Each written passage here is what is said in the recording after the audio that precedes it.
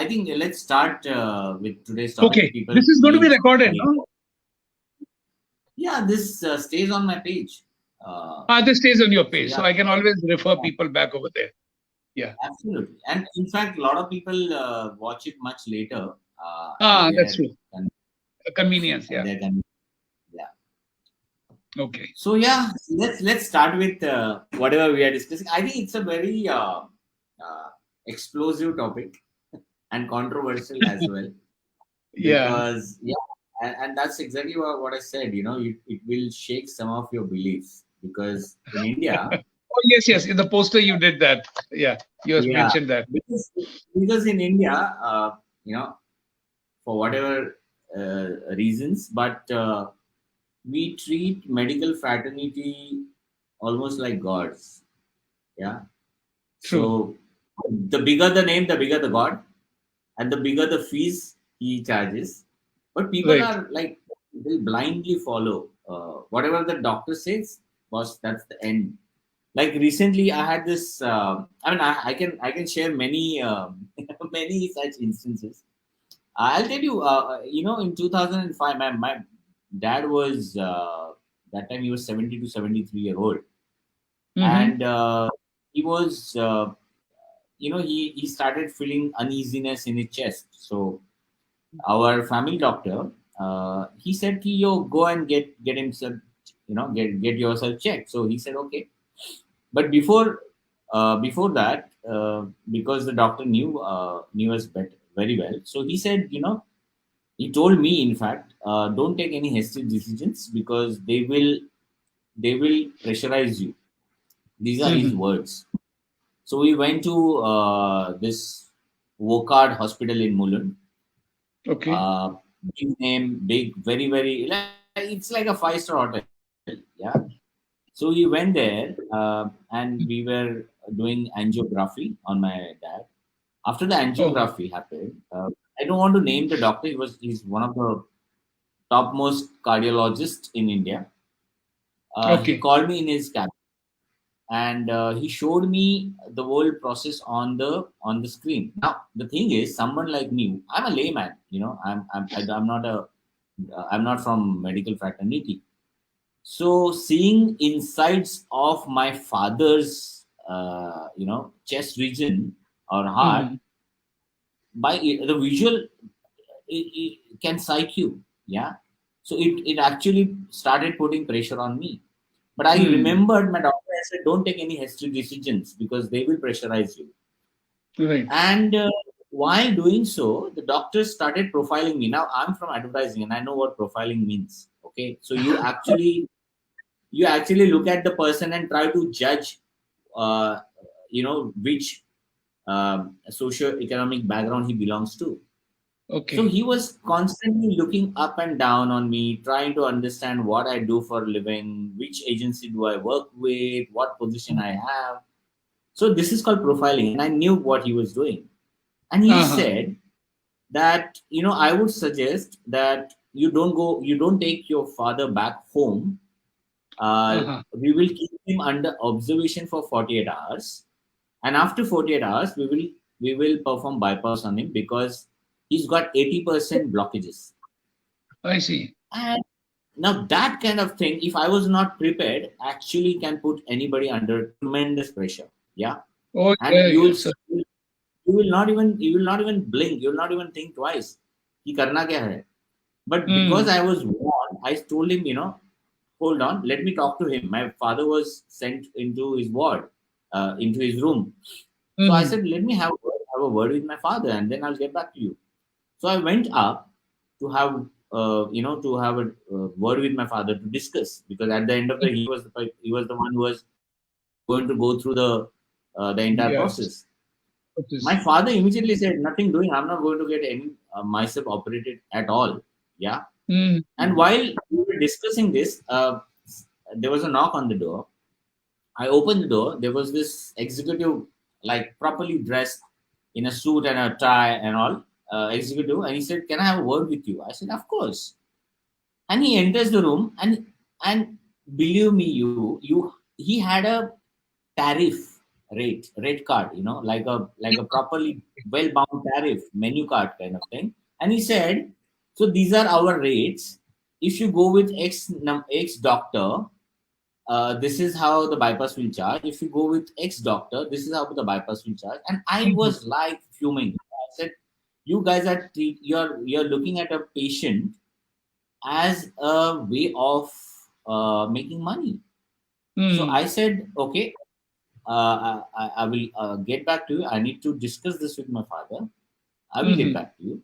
I went in. My father said, we have to get out of this place. So we were Uh-huh. supposed to be discharged in the evening. We picked Mhm. up the stuff. We got down. We got into an auto and went home. After that, my father lived for 8 years without any Wow. bypass. And eventually, when he passed away, it was nothing to do with his heart. His heart Uh-huh. was very well. Perfect. Okay, Yeah. so this is my personal uh,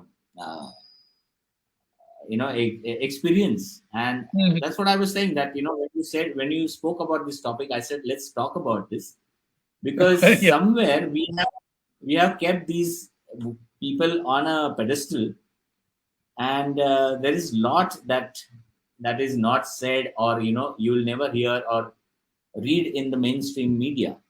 Mhm. So over to you. Yeah. Why No. do you think, I want to ask you, why do you think science or medical science, so to speak, is another belief? Let's start there. Okay, we'll start with that. So first of all, very good morning to you. It's approaching midday now, and thanks very much for Yeah. inviting me. And you tell me when to stop, because one of my You can go on. fondest pastime is talking, and talking with friends like you.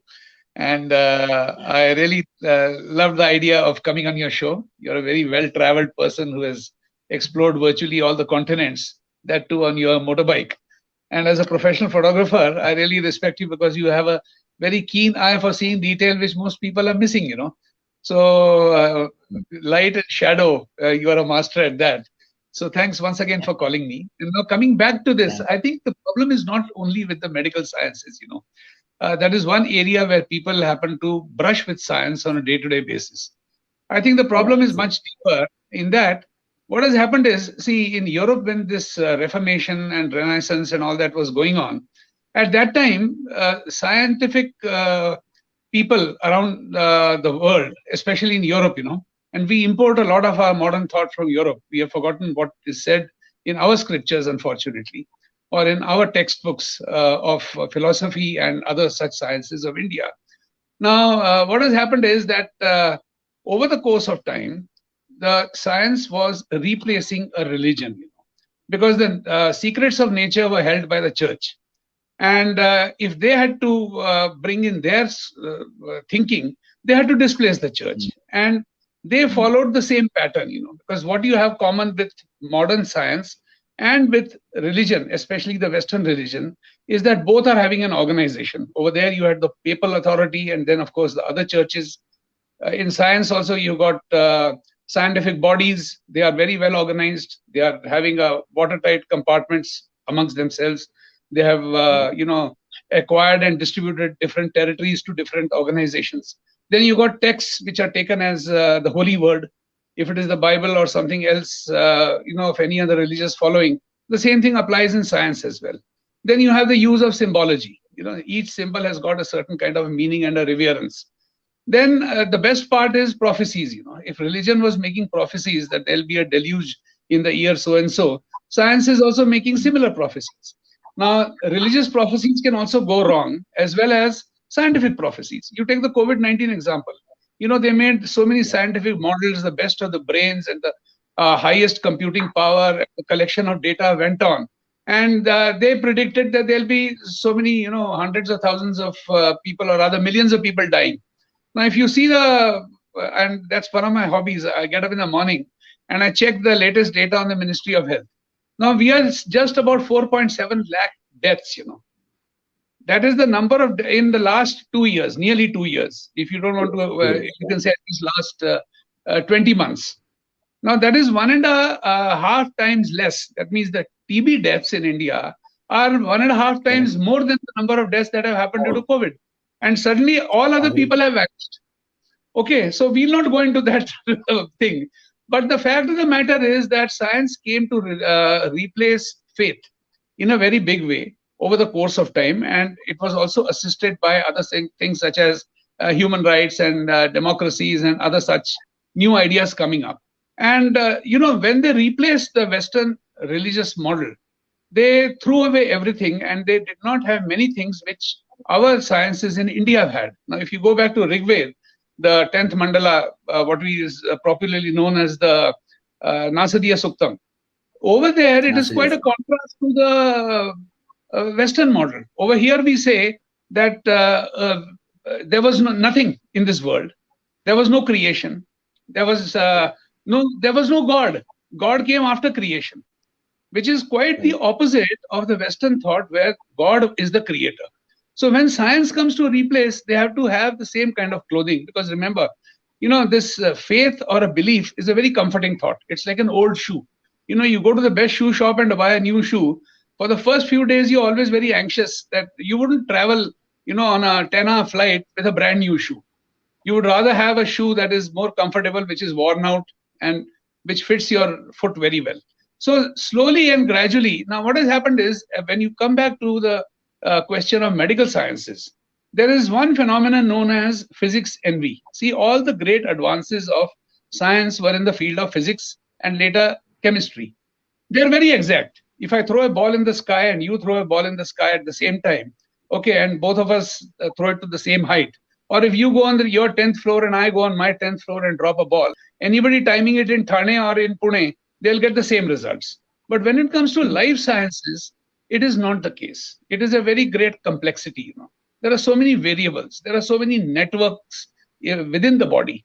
The mind is connected to different parts of the body. Now only we are starting to realize that. So without taking that into picture, we have tried to reduce this particular science of medicine into something that corresponds to the mathematical precision of physics, which is very wrong. And this all started actually back in America when there was a committee appointed by, I think, the Ford Foundation, and that was known as the Flexner Committee. So this gentleman, he had nothing to do with medicine. He went to Germany. He studied the German methodology of teaching doctors. And he was very impressed because until that time, and I'm talking about the 19th century, end of the 19th century, when Mr. Flexner was born. And that time, even in America or in the West, other than Germany, medicine was very closely related to so many other subjects which we don't count as science today. See, in every tradition, whether you take Ayurveda, that was closely related to Indian philosophical system. Same thing applies in other places also. And in some parts, it was also connected with religion. Now, he said, all this is bunkum. And what we must replace this is with the German model where we are putting in science, where you can measure things, where you can do experiments and you can get results. So people assume that medicine that is developed today is something like what physics or chemistry is. But that is a wrong presumption. There are so many variables. Each body is unique. Each circumstance is unique. So you can have some prediction like science, but it cannot be an exact science. Like now, the clear example is the one that you related about your father, that he went in and they tried to reduce him into a statistic in terms of some measurement, whereas they never came close to who that person is, who that man is. So the person vanished, and it was only these measurements that people are analyzing. Nowadays, in fact, sometimes the doctor won't even look you in the eye. They're first interested in having a pulse in the hand, and they won't even see who it is. So that is the unfortunate part. And unless something is done about that, I think we are going to, because in my opinion, I'm sorry, I'll be using one term which many people in the audience and may not like. You have these jihadis. They are little kids from madrasas. They are taught stuff, and then they are inspired. Then they tie an explosive belt or a jacket around their neck, and then they go into a crowd, and there's a guy with a remote mobile device or something, and that thing explodes. And this poor fellow, he goes to his assumed heaven. So the doctor today is more like that jihadi kid. And the remote control happens to be with the medical establishment. That establishment includes the pharmaceutical industry, then it includes the hospitals, and then you've got the insurance companies. And the stakes are very high. See, we keep talking about all these armament industry and all that. You know that if you take the top 10 armament companies, their whole, not the budget, the sales is something around 225 billion US dollars. But if you take Yes. only 5 top pharmaceutical companies, just the 5 top ones, okay, you will find that their sales are more than these top 10 or 20 armament companies. If the armament companies are totaling a sale of 225 billion, the top 5 pharmaceutical companies alone account for 245 billion, which is 10% more than that. And we don't realize. Now, if governments can be changed by armament industry, they can have coups, they can replace any inconvenient government to them. Do you think this is driven entirely by charity? Of course not. That 4-letter word which is driving this whole industry is CASH, cash. And that's all. And that has permeated everywhere. Now, you see, when we talk about science, we say there has to be some replicability. If it is science, my question to you is that when you studied science, what we did was the teacher told us that this is a pendulum. Okay. And if this string is 1 meter long, then it will be approximately 1 second. Each oscillation will be about 1 second. Now you go there and do it at home. I do it in the lab. Somebody else does it in a village. Somebody may be 80 years old. Somebody may be 8 years old. Everybody gets virtually the same result. So we are really impressed with that kind of stuff. Okay, that is where the science should have led us to. But unfortunately, that does not apply to life sciences. Once again, I'll say that. So that is my introductory remark to where we started from. Yeah, but you know, the thing is, now you yourself belong to the medical fraternity. So when you do talks like this, or you write stuff like this, what is the kind of reaction you get from your fraternity? See, there are 2 kinds of people. As I told you, some of them are that jihadi kid, out of the madrasa, and he's been told to do that. They are very staunch, but as they mature, they are more open to it, Because I'll tell you one thing. Before I came into homeopathy, I used to be an aeronautical engineer, and I earned a living for 40 years out of a branch of science where you apply physics and mathematics in every decision that you take. Okay. But when I turned to this particular art, something like about 25 years ago, I realized I made a complete change in my career. I realized that though that beautiful world of equations and predictability does not apply to life sciences are something much more. You have got individual people, you've got uniqueness over there, you've got, even though the organ systems and all can be described in a textbook, what is really going on inside is still not that predictable at all.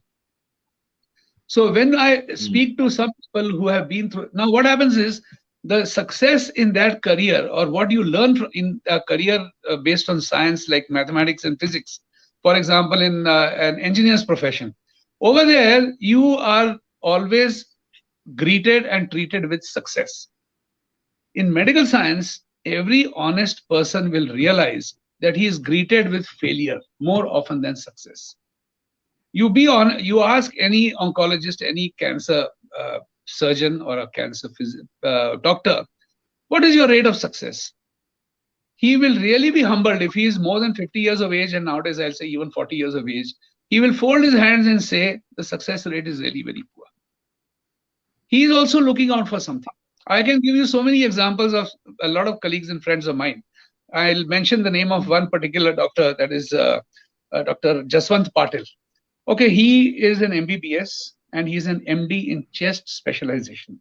And he was the dean in one of the top hospitals, I think Bombay Hospital or some other one close by. I'm not very familiar with that name. And his mother contracted a disease, which I'll not go into. And he was really disillusioned that despite all his education, despite all his contacts in the best city in India for medical facilities, which is Mumbai, he could not find a solution for his mother. And when this story is told to me by him, and you can even find this on his website probably. It used to be there unless it has been replaced by some other pages, And he said that when he was doing his MD, that time he fell sick. and he had a Viva exam or something, and he would not have made it, And that time his aunt, Atya, who was there, she suggested that you go down to another Kaka who's staying a few blocks away, and he's a homeopath and he'll give you some medicine. Dr. Jaswant Patil says, I ridiculed that idea. I said, what are those pills going to have? But he said, I had to pass the exam and I had to appear for that. So I took it. And he said, next morning I was okay. So when his mother happened to be in that particular situation, that Kaka in his neighborhood had given him 2 little books and told this young doctor that maybe this will help you. Have a look at this, He said, I just had a very disdainful look at that, but I didn't throw it away, because our culture, we don't throw away books, We don't tear them up and throw them in the dustbin. So it was lying in some shelf. So when his mother was in that situation, he said, I got up in the night and opened those books. Until early morning, I was reading continuously. And there he said, I found a match for my mother's condition. Next day morning, I went and brought those medicines and gave it to her. There was a steady improvement. On the third day, she was in the kitchen and she was shouting at the maid and she was shouting at us. So he said, when I saw that particular miracle, now in my last conversation with Dr. Jaswant Patil, which happened a couple of months ago, I asked him, what do you do? He says, whenever I'm driving on a road or a highway, he travels a lot. He goes to Jalgaon, Nashik, Bombay and all that. He said, you will find many a times on the roadside, there'll be a tent. And there are these people who come with magic remedies, Mostly they are for, your erectile dysfunction and stuff like that. So he said, I enter into that tambu of theirs and I asked them, what stuff do you have? Where do you get this jadi booty from? Because he says, after all, they are earning a living. They have a following and they are having some percentage of success. Maybe they are having something which I don't have. Now, this Jaswant Patil, he has studied, he qualified as a BHMS. So he's an MBBS, he's an MD, he's a BHMS. Besides to that, he studied bits of Ayurveda, astrology, and so many other sciences. So he takes a very holistic view. Like that experience that you told me about your dad. I'm sure that doctor who told you to get out of that place and your father's assessment of the situation, that person was looking at him as a person. So your question was, how do other people in the fraternity take it? As I told you, there are 2 kinds. If they are the people who are going to put on that jacket and somebody is going to control the remote, you can't have a conversation in such a case. Yeah. Other places, they often come even for their own ailments. Now, I have got a doctor here in our complex, I'm living in a place where we have got all senior citizens. She has been most supportive because her mom is a practicing homeopath with a very good reputation. And she often tells that, don't come here, you go to, she sends them to me because she says it could be resolved better. So there is an increasing number of people who appreciate that. And I call them not doctors, I call them healers, because a healer is one who is out there to heal you. He is a problem solver. He wants to enrich your life, not, that old joke which used to be in Hindi films, operation successful, patient dead. They don't believe in that. They want that person to get better. They want him to get out of that patienthood, and that is when these horizons start expanding and people start exchanging ideas. They are open to different, like, these surgeons and doctors. A surgeon's perspective will be entirely different from that of a physician. So the more wider the perspective, the better it is. Unfortunately, what has happened is a general practitioner or a physician has now lost his unique position which he had. You don't find any private clinics in your neighborhood anymore. You only have big hospitals. And the moment you go there, you will be dealt by some registrar and they'll push you into some specialty. So there are both sides of the coin. You have some people who are very open, who are very supportive, who are ready to accept their limitations. Much as homeopathy also, it has got its own limitations. You can't say it has got an answer to all. But we also have some jihadis who will say that hamare paas har ek cheez ka answer hai. So that is not going to help, You have to be very humble.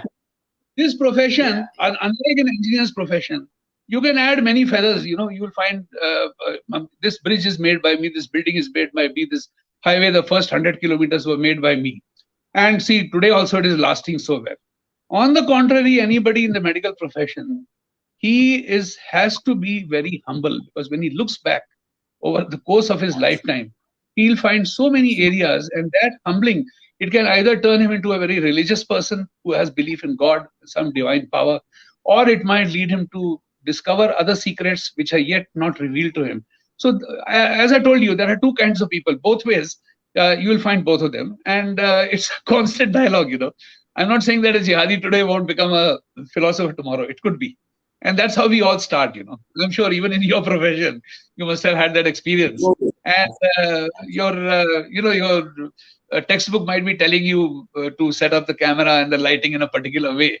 But as you dabble along, you will find that many accidental discoveries may become your signature, and people will say, wow, only Samir can do this kind of thing.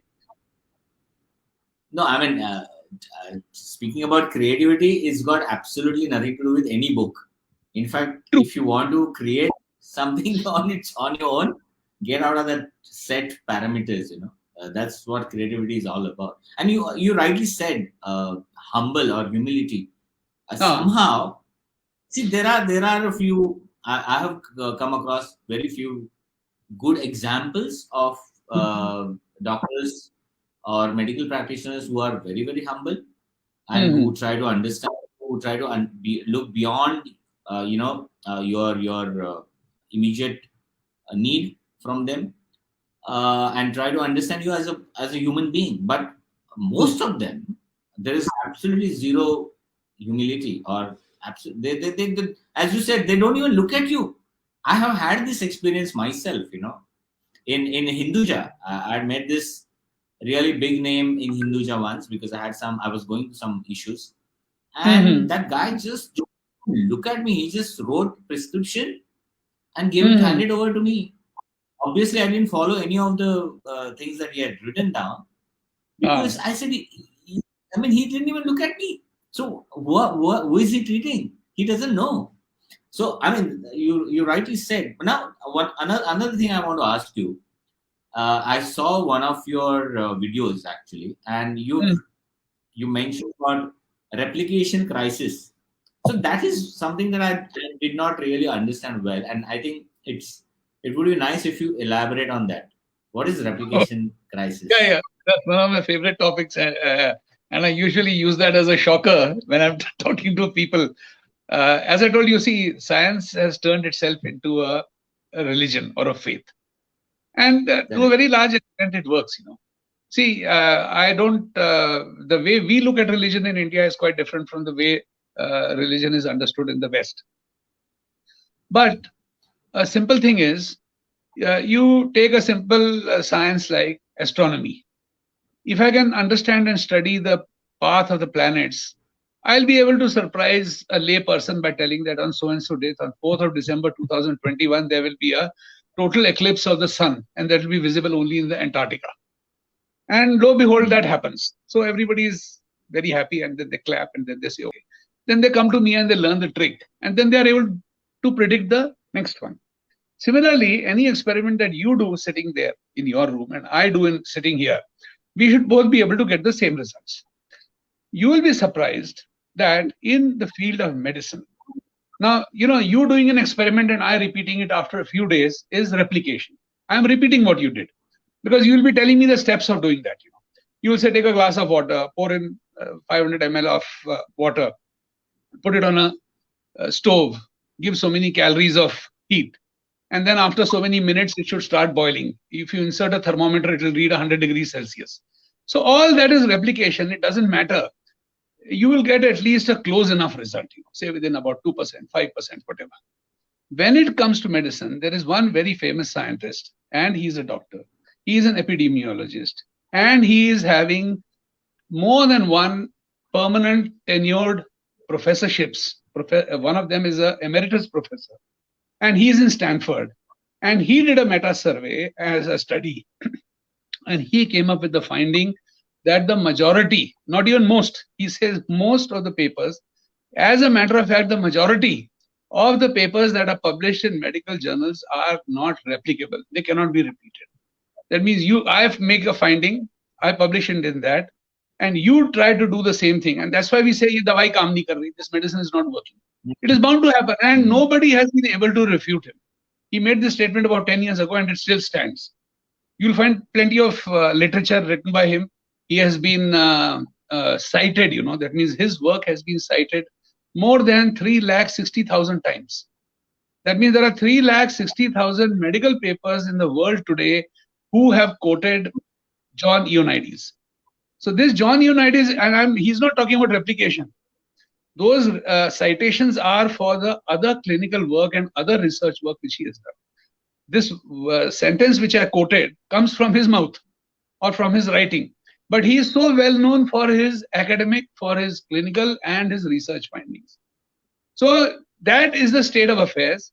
And you must understand why that is so. The beauty of that is, you see, most of those experiments which cannot be replicated are the ones which are most quoted.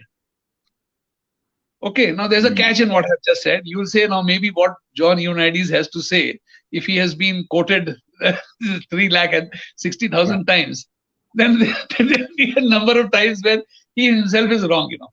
Even if you allow that, and he's not the only one, there are other people also who are confirming.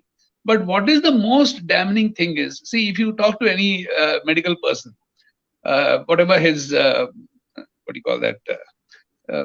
system of practice, there are three international journals which are very widely respected. One of them is the New England Journal of Medicine, which is published in America. That has been in publication for more than 100 years, continuous publication, right from 1800, more than 200 years. Now we are in 2021. I think that started sometime in 1818 or something like that. Okay, so more than 200 years of continuous publication. Then you got the British Medical Journal, BMJ. They have got a series of journals for various specialties. And then you got the Lancet, which is also again British. Now, if you see articles written by editors-in-chief of these journals, okay, there's one, Marcia Agnell. She has written, of course, a couple of books, you know. Then you got Richard Smith. I think he's from BMJ, and the other one is Richard Horton. Both of them are Brits, you know. They have openly admitted, they have spoken on public platforms, they have written, okay, and they have published the fact that we are, I won't use the bribe word, but he says we are financed by these companies, by the pharmaceutical companies, to show positive results in one direction or the other. And they formed the basis of that. In fact, Marcia Agnell was so shocked, you know, she went out and wrote 2 books. I don't remember the names of those books offhand, but you'll find them in one of her videos over there. Now, this lady also says that this is just like rigging. If rigging an election is considered immoral, what will you call this particular thing? This is not a conspiracy theory I am talking about. This is something these editors-in-chief of the 3 top medical journals have openly admitted in public, on public forums. So they say, how do we bribe them? It's very simple. Supposing tomorrow I want to publish something which is in favor of one particular pharma company. Okay, and you happen to be the BMJ editor. Now, your business is only publishing articles. You know, you'll be sending it. You've got high costs. You have to maintain an office. You have to have public relations with so many other reviewers. And what are you going to earn? Nothing. So I tell you, don't worry, brother. I'll buy 20,000 copies of this article. Each of these articles is around 35 pounds or around $50. So I'll say I'll buy 20,000. You might egg me on and say, why don't you make it a little better? I'll say, okay, I'll buy 30. Once that means you multiply 30 by 50,000 copies, and that is the amount you're going to get on one single paper. Of course, that paper is ultimately going to be, that money is just an investment for the pharmaceutical company. So no wonder they beat the armament guys, you know. And armament is a very bad business. You are killing people with bullets. There's blood on the streets and all that. Yeah. This is a silent killer that you are sponsoring. There's absolutely no difference between them. You tell me one thing. Now this vaccine development, this co-vaccine developed in India, why did it take so long? What is that magical rocket science that is required to develop a vaccine? You are taking a virus, you are killing it, and you are making a vaccine out of it. Something that human beings have been doing for the last 200 years. So the whole thing is that if 130 billion people, if I can get that market by banning the local co-vaccine, then I am opening you look at the profit figures of these companies, you know. See, Pfizer went up 100%, their profits, close to 50%. AstraZeneca, which was relatively unknown, they doubled their profits in just 1 quarter. In 1 quarter, they were able to double their profits. So the stakes are very high, you know. I mean, everything is ba bada na bhaiya, sabse bada rupaiya. And along with that comes the power.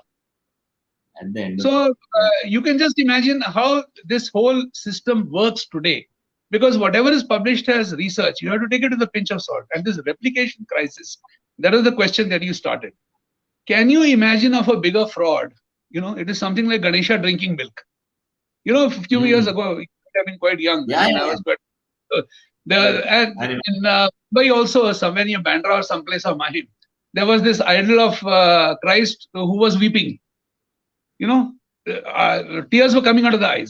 But then a smart guy came and the action and all that. Now you call that a fraud. What will you call this particular thing? At least that Christ and that Ganesha was not killing people. Over here, you're killing people.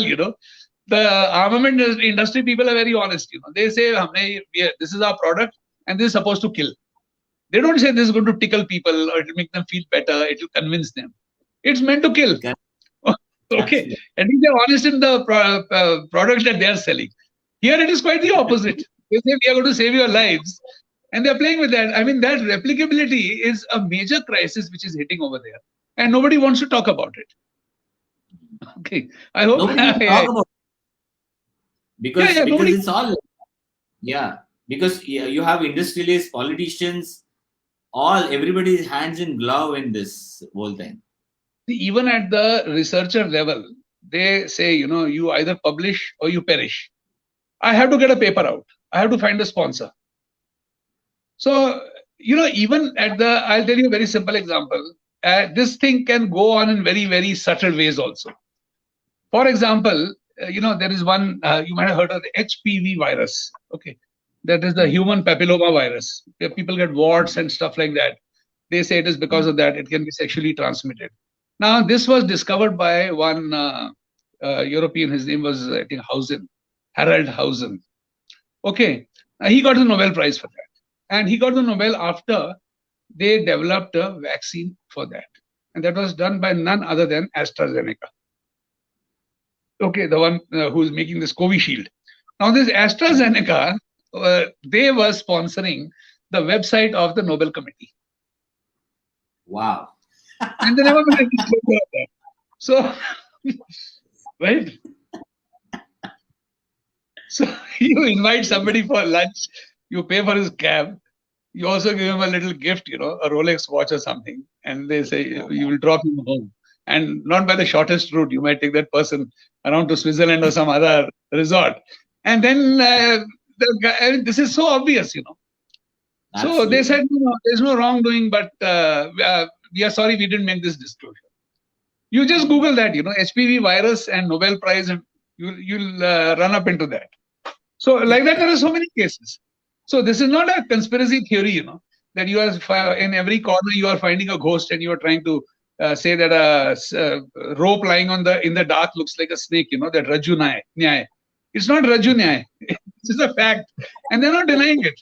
They said sorry after that, I mean, I come to your home and I steal a necklace, and then I say sorry for that.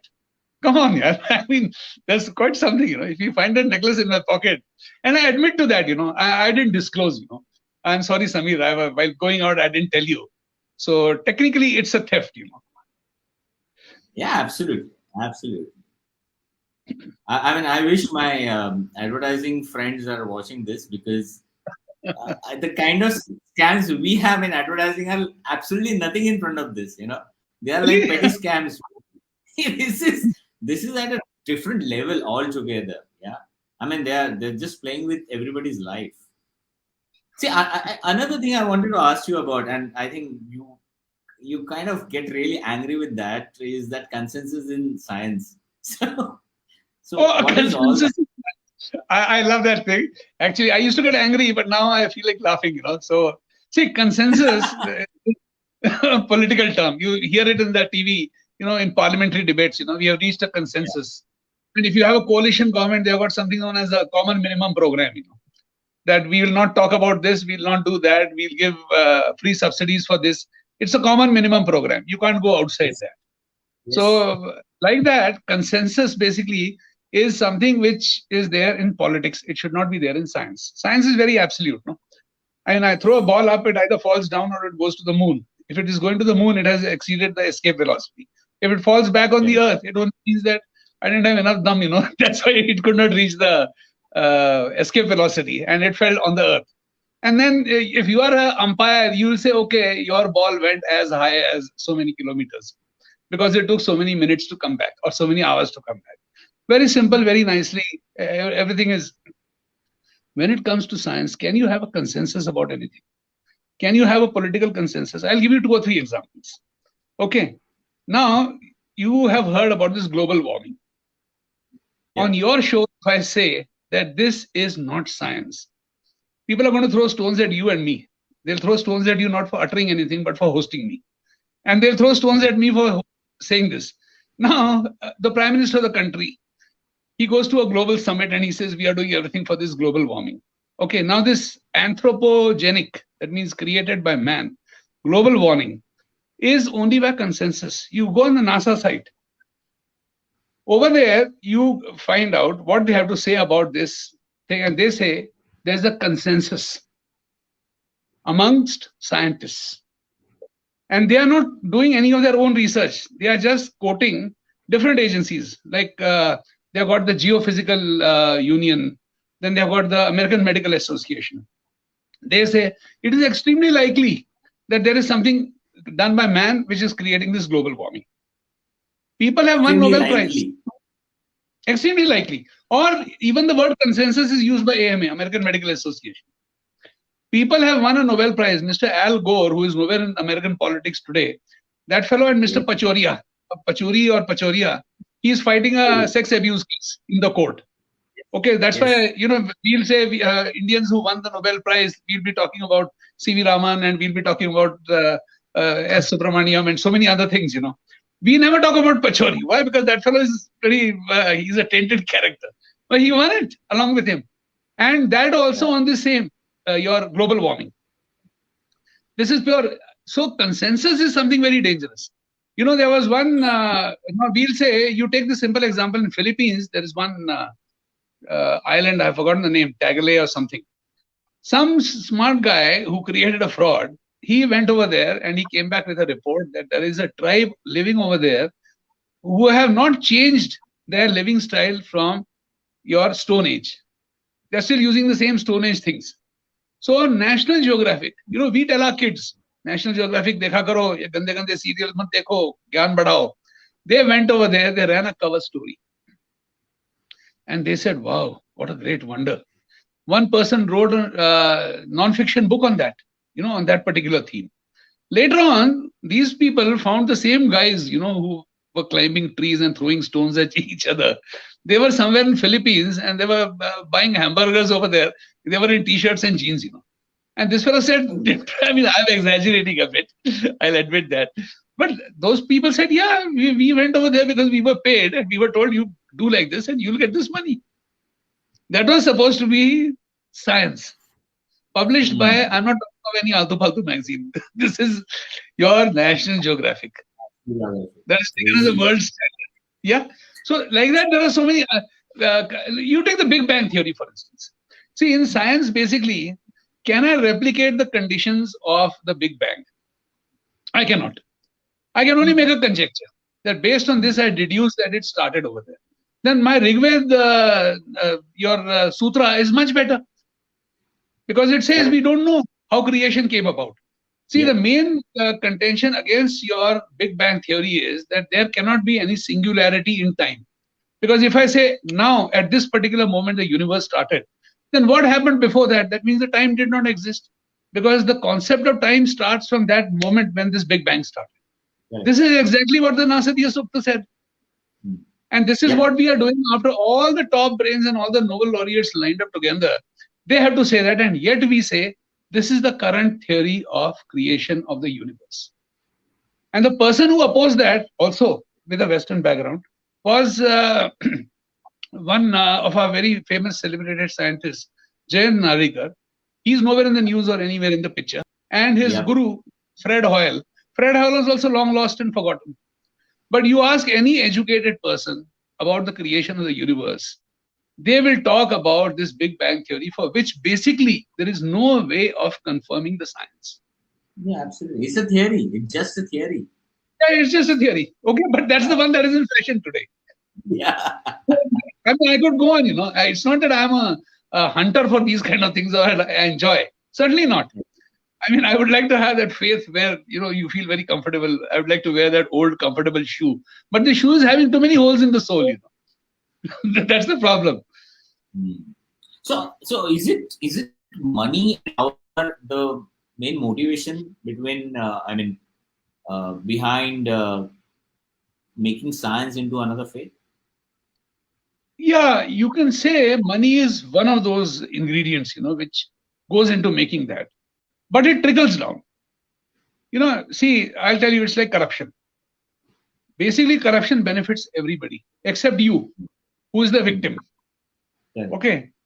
And you can give a logical and a very philosophical and a religious reason justifying corruption. Because supposing I have to get a job done from X, who happens to be a government officer. Correct. I pay him money. What am I doing? I am giving him an incentive to work better. Yeah. So his efficiency goes up. He doesn't sit on the file for 1 year. He completes the task in 1 week. So indirectly, I have paid money to improve the efficiency of the bureaucracy. The bureaucrat says, I have not stolen from the government. This man gave it to me. He's already loaded with cash. He's a rich guy. So everybody trickles down like that, right up to the chaprasi or even the panwala who is outside. He'll be benefiting out of that particular thing. Same thing applies over here. So one part is the cash which is earned directly and uniquely by our pharmaceutical industry. Second thing that comes is the government. Because anything that you do is seen as benefiting the masses. That is something that you'll wear on your shoulder. Whether it's of any benefit or not, nobody's bothered about it. Correct. The third thing is lower down. I wonder if you heard about one psychologist and a sociologist. His name was Stanley Milgram. Okay. Now, Milgram did an experiment. This was, after the Second World War was over, and that time talking about Hitler was still very much in vogue, as to why people did that, After all, Hitler did not go and kill every Jew. He had officers who were doing it. He had jail wardens who were doing it. So he said there is something within human psyche that in fact, it prods a person to make other people submit to obedience.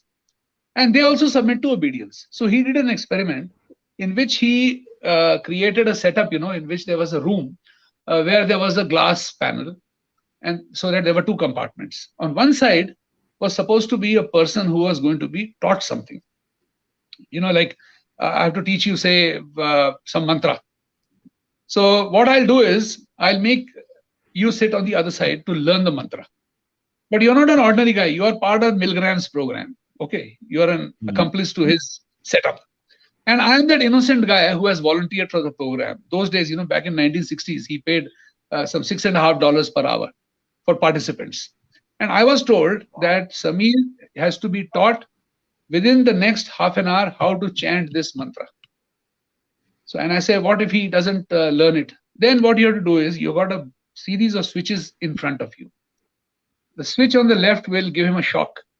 After first 5 attempts, you give him that little shock of 30 volts.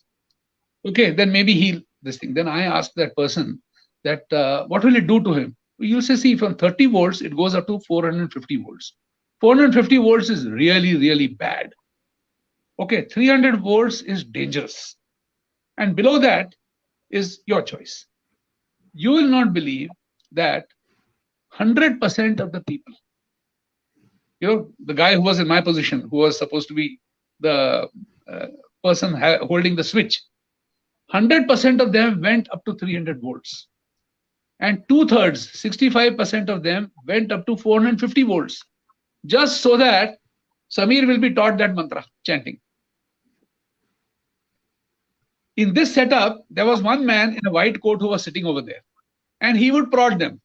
He'll be telling me, nahi, karo, koi baat nahi. That's okay. You have to teach him. He will learn. Don't worry. With this pain, he'll definitely learn. You'll see at the end of the thing, he'll be able to do this Nasadiya Sukta. He'll be able to recite. He'll start singing. Okay. And you are the trained actor over there, So you'll be howling over there. Those recordings are there. You can go on the website over there and find out. Those recordings are available. They are small clips. Okay, that the man is birthing in pain and he's shouting and he's doing like this. And they kept on going. So what happens is that once you are given authority, what we learn from Milgram's experiment is that if a person is told that you can make people obey, and that is for the general good. What is the general good over here? Samir has to learn this Nasadiya Sukta, the 10th mandala of the Rig Veda. I am very happy that I have been able to teach him. Okay. I'm like an evangelist. I have been able to show you the light of philosophy. This particular thing can prod you to compel people to do that. He did 18 variations of this. What he found was that instead of a laboratory, if that person in the white coat was not there, then that obedience dropped. It came down to 45%. If it was dirty and this and that, and the atmosphere was very casual, then that obedience level dropped to 10%. People would not go up to 300 volts. They would stop at 150 volts. But the moment you tell them, now you look around yourself in the last 2 years, what we have seen. You must have mask, you must have this. Who is the end product? Who is holding that switch? It is that Havaldar on the road. Yeah. It is that municipality, this thing. So he feels really empowered. And even the common man, he thinks, wow, that is good for me. मेरे को शौक लग रहा है ना, अच्छा है. मेरे को एक सुक्त आ जाएगा ऋग्वेद का. That's the kind of thing. Where is the science behind it? Were you able to rectify? I mean, I could go on. You see, even when it comes to a virus, those are what you're finding in all these tests are bits and pieces. It is something like you are walking on the road and you find some chappal, you find a wallet, okay, and then you find an ID card. Can I say that this particular person was robbed, he was cut into pieces, his body has vanished and he's dead? Of course not. It could be ID card kisi ka gira hai. It is somebody else's wallet. The chappal has been left because that had already broken and he wanted to throw it away. I am coming to a conclusion that this person whose ID card I have found is dead. If it is a girl, maybe assaulted sexually. And then you print headlines. It is such a beautiful story that you can script on the basis of this. I've got a series of videos on viral facts. What exactly is a virus? There's one doctor in Germany. He himself discovered a virus, which was the biggest virus in a sea algae. Okay, his name is, I can't recall his name offhand, but I'll send it to you. Then you can put it in your comments section or the description section. Now, this gentleman found out that for the measles vaccine, the virus was never found. Can you believe it? We give our kids this virus, measles, the vaccination. The measles, he went through all the literature. He put up a price of 1 lakh euro. 1 euro is 100 rupees today. That means it was 1 crore price. Okay, 100 multiplied by 1 lakh is equal to 100 lakhs is 1 crore rupees or 1 lakh euros. You bring me the evidence from any lab in any part of the world, especially in Germany, where this was developed, and I will give you this money. So one fellow came up with some literature and all that. He refused because they were not the appropriate proofs. Only one case. Huh? He was also a doctor. The matter went all the way up to the Supreme Court. And every time he won, except in the first case where the court says, no, you have to pay the money. He says, no, he has not met the requirement. He did not come with the proof that there was any evidence of having found and isolated the measles virus. That doctor's name is Stefan Lanka, Lanka. He's not from Lanka. He's pure German breed, So till today, that prize is open. Nobody's been able to win that. So, I mean, I am killing something which has not been found. I mean, the police is out to catch a thief. नहीं हमने चोर को पकड़ लिया और उसको मार डाला हमने. अरे कौन था वो चोर हमको नहीं पता. I mean, it's so silly. It defies reason. So you have all these things going on over there, and it empowers people. See, right down to the bribery and corruption. Why it helps everyone except the victim. When I have to cough out the money, I'm the one who's crying, but I'm the only one who's crying. The person taking the bribe, he's very happy. His assistant, he's very happy. The Pan Patti wala outside the Sarkari office, he's very happy. All the restaurants around there, they are very happy. Everybody is happy. In Delhi, back in the 70s or 80s, I was born in Delhi, so I know that place very well and the culture over there. Then sometime in the 80s, there used to be big, huge hoardings of these Khandani Shafakhana. There used to be a big mustached fellow with a pagdi. Yeah. And he had some Khandani ilaj for erectile dysfunction. Yep. So there was one very beautiful article in Hindustan Times opinion piece where it said that Delhi is the only city which is having such a large number of these dawakhanas. Why is that? Mm. He says because all these corrupt fellows, they go over womanizing, and they can't do a thing over there. So if they have to Yeah. perform over there, then they go to these Khandani Shafakhanas. So this was yet another beneficiary of corruption. Okay. मेरे को मिल तो गई है लड़की, I got, I'll just pop those pills, and might make some wonder. So everybody down the line benefits. So right from the ward boy in the hospital to a police cop on the roadside to a municipality worker, then you come higher up, the politician, then you go even higher up, you come to the pharma companies, then you come to the geopolitics. I'll be able to pressurize, I'll ban your travel, I'll do this, I'll do that. So you can have economic damage also over there. So this is a big power game, So who would be worried about? Yeah. That's exactly what is happening now. I mean, in India, currently we are talking about the third wave, the new variant, Omicron. Correct, yeah. Everybody is panicking, and at the same time, the government in Maharashtra opened schools. So what they are preaching and what their actions are actually not even in sync. So and the worst thing is people are not even questioning this. I'll tell you one thing. In communication technology, there is radio technology or communication technology. One of the most wonderful things is, see, when you come to electricity, if I take a piece of wire, it will have a certain resistance. Okay. When it comes to electromagnetic radiation, we have got something known as impedance. Okay, it is like resistance. But that impedance depends upon many other factors. I'm not going into that. It can be zero. The same piece of wire can be used as an antenna. That's the principle of all our antennas, that if I change the length of the wire, what I'm going to do is I'm going to change the frequency to which it is going to resonate. So the moment it becomes zero or a near zero, that is when I'll have maximum reception of the signal. Now, my discovery, and I've not been able to prove it yet. Okay, the day I prove it, I'll go for the Nobel, but I'll have to find a sponsor for the website.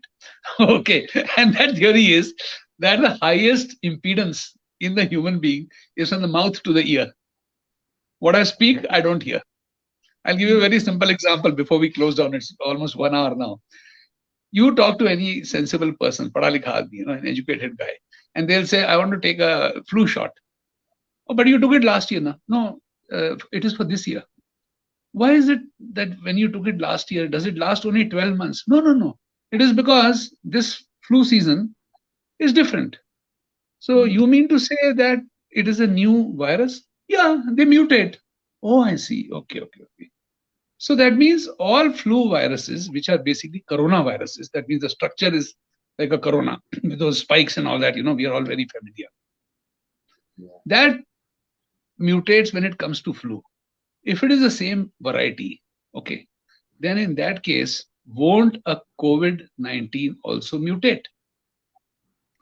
The person just spoke it, he heard it, but there's so much of impedance that they can't make sense. It doesn't reach the top compartment of thinking, And then there's a big hullabaloo.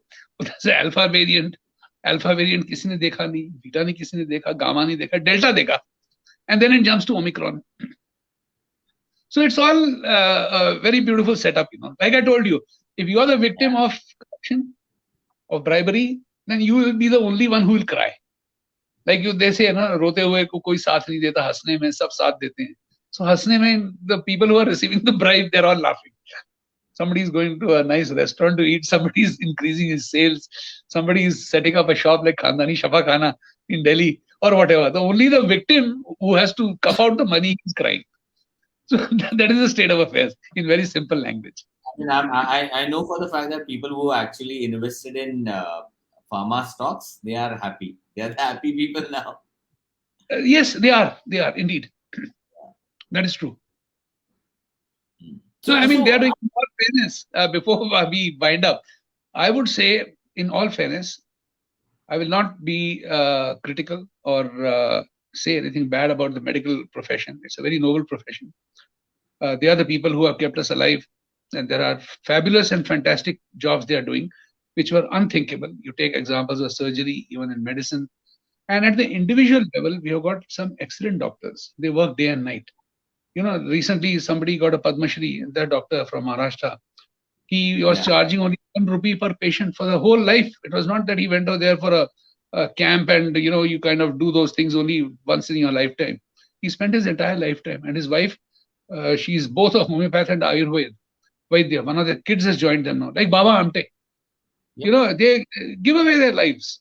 So they may have their constraints of medical medicines not acting well. Like, for instance, if it is leprosy, other than reading accounts in the Bible, who has given away his life to curing and rehabilitating people with leprosy? Only Baba Amte and his family, including Prakash Amte, his son. So we cannot overlook that. The sad part is that a majority of them today are slaves unknowingly, like the jihadi kid who is forced to wear that jacket and the remote control happens to be in the hands of some other forces. That is the sad part. So what is the way out? I mean, if there is any way out of this? See, I'm basically a very optimistic person, so I always see hope. Correct. And in my own lifetime, I'm now 67. I have seen a time in Delhi, I used to be kicked out of bed by my mother, and I would be handed down a thela with bottles of milk clanging inside. Because if I couldn't make it to that Delhi milk scheme booth in time, there'll be no milk that day. After reaching over there, I had to worm my way through that queue, shout at others, because maybe there was shortage or something. Today, literally, we are having Doodh Ki Nadi. Milk comes delivered at the doorstep. Every time that man rings the bell in the morning to deliver milk, and you ask him, he'll give you more. There's no shortage. So things have only changed for the better. The same thing applies back in the 60s and 70s. We used to have 60s rather. Wheat coming under PL, Public Law 480 from America. And that used to be red wheat. You couldn't make a chapati out of it. Today, there is no shortage of food anyway. We are a net exporter. Having a bicycle was something which was very common. Scooter means you were rich. Today, everyone is having a car in the house. You go to any profession, it's not a pipe dream. So I personally feel that 2 or 3 things are there. One is more information is available. It is not restricted to textbooks. Second thing is the students of today, whether they're in schools or colleges, they have got access to the internet. And COVID-19 has saved them the time of going to schools. It has encouraged them to discover answers themselves. So with that particular background, they will not be easily fooled like the previous generations were. They will be able to discover these facts very easily. Now today, whatever I uttered on your program, anybody can go and check the facts. It's not that I have to be a very convincing salesman and I have to be a smart talker. The facts will speak for themselves. If I'm wrong, I'll be booted out. People will be writing adverse comments. So that scientific temper has changed in that respect. See, when I was in school, back in the 60s, there used to be one magazine called Science Today. It used to be sold on railway station platforms. That packed up in 1976. No buyers. Okay. Sorry. Today, you don't need that magazine because so much information is available on the net. Whatever you will say, WhatsApp University, and you may call ridicule YouTube, there are some gems to be found there. Absolutely. One diamond requires tons of earth to be removed. And the kids of today are doing that. They won't accept your word. They will not be fooled by anyone. If they have to have a belief system, they'll build their own belief systems. So that is where I'm very, very hopeful. And that won't take a generation, That might take just a few years. These 2 years of COVID has put the kids at home. It has given them access, virtually everyone, to the internet. It has put them, now I'll tell you, you have all these research papers. You check up the syllabus of All India Institute of Medical Science for MBBS or for BSc Physics. I'm talking about BSc Physics at any of the top universities. They don't teach them how to read a research paper. Whereas today, if there is any reference to anything, students can go and refer back to that paper, at least the abstract, the original abstract of that research paper. So nobody can fool you now. So I can always challenge the textbook. If I can't change it, they always say, you change the textbooks. Who was reading the textbooks anyway? People used to go for the, in Delhi, they used to call it kunji, key. All the answers were given over there. So whether you know the subject or you don't know the subject didn't matter. You mug up the answer, ratta lagalo of the correct answer, and you got very high marks. Today that has changed. Today they will say, why is it so? Is there any reference for this? You look at the quality of programs. If you are watching Nilesh Oak, all that he has to say about the dating of Mahabharata, of Ramayana, is backed up by research references. Not just from history, from oceanography, from anthropology, from not just excavations. There are so many other things that are tied up. So there is more exchange of knowledge. There is multidisciplinary approach. So medicine will not remain the sole preserve of the doctors or the pharma companies. The common people, you might be from any profession. You may be an artist, you may be a physician or an engineer or whatever, or you can be an actor, but you will have access to this knowledge on your own. So that is where the real progress and change is going to happen. So I'm very hopeful. I think I happen to be very lucky to be living in these times, to have seen one extreme back in the 50s and 60s, and to see this pendulum swing to that extreme, where people are now discovering on their own. They don't have to be doctored. They don't have to be taught or indoctrinated. So I'm very hopeful and happy about that. Otherwise, we would not have, but for the technology and for the interest. You come from a different background. I come from a different background. Yeah, absolutely. And you were prodded. Why? Because we had access to all this information. You felt that there is something, and you must have checked the facts. That if this guy is going to come and utter something over here, it has to have something. So the whole atmosphere and the environment has changed. That has been a big change during these last 2 years, and I think these 2 years are going to be very remarkable in that respect. That's a very, very positive note to bring this talk towards its end, and I have to really thank you, Ashok, for coming here. Very much, because we have been planning this for a very long time, actually. I know something or the other was always cropping up. Either you had, in fact, I was supposed to go to Tamil Nadu on a 2-week tour, but for some reasons we had to cancel it. Because Tamil Nadu put up some very strict rules on arrival for passengers from Maharashtra and Kerala. So we didn't want to face that trouble, because they'll simply pick you up and throw you into jail. That is a hospital for 14 days. So, but this is exactly where the problem is, and if you ask me if I had a chance, or if I had a chance, I would not take vaccine, but I'm forced to take vaccine, because if you don't, if you want to travel, you want to go to yeah. That's ridiculous. I really don't know what's happening. No, that is the same Stanley Milgram. I'll suggest you read some literature on that. And that tells us how we behave as human beings, or in a society, as social animals. So that's a very enlightening one. Anyway, hoping to see you in person very soon in Pune. Oh, that's great. Yeah, please. Yeah. Definitely. We'll make it happen.